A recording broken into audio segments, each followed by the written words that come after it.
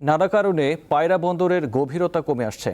10.5 metre গভীরতার চ্যানেলটি এখন মাত্র 6 মিটার রয়েছে। এতে হ্রাস পাচ্ছে বিদেশি জাহাজের আগমন।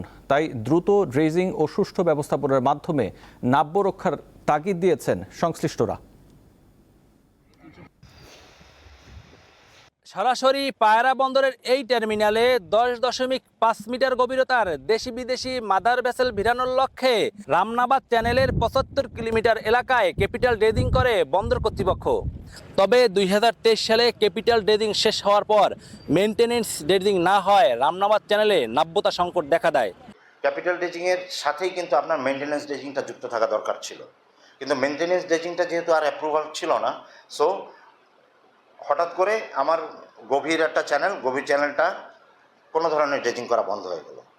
তো তাতে করে কি হচ্ছে, আমার আপার স্ট্রিপ থেকে যেই পলিগুলো আসতো এবং জাহাজ মুভমেন্টের কারণে ধরেন কিছু কিছু চলে যেত, কিন্তু তারপরেও আস্তে আস্তে আপনার সেডিমেন্টেশনগুলো জমা হতে থাকলো।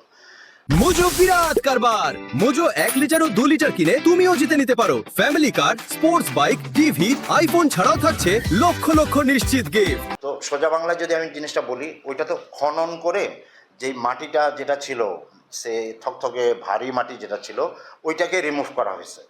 এর উপরে এখন আপস্ট্রিম থেকে পলিগুলো এসে জমা হয়েছে। এই পলিগুলো কি নরম পলি। সো এখন যেটা আমাদের আসলে দরকার ছিল সেটা হচ্ছে যে এই পলিগুলোকে সরায় দেওয়া। মেইনটেনেন্স ড্রেজিং এবং 2টি হপার ড্রেজার ক্রয়ের লক্ষ্যে 4,500 কোটি টাকার একটি প্রকল্প টেকনিকে অনুমোদনের অপেক্ষায় রয়েছে। এ প্রকল্পটি বাস্তবায়ন হলে বন্দর থেকে সরকার বছরে আয় করতে পারবে প্রায় 2,000 কোটি টাকা।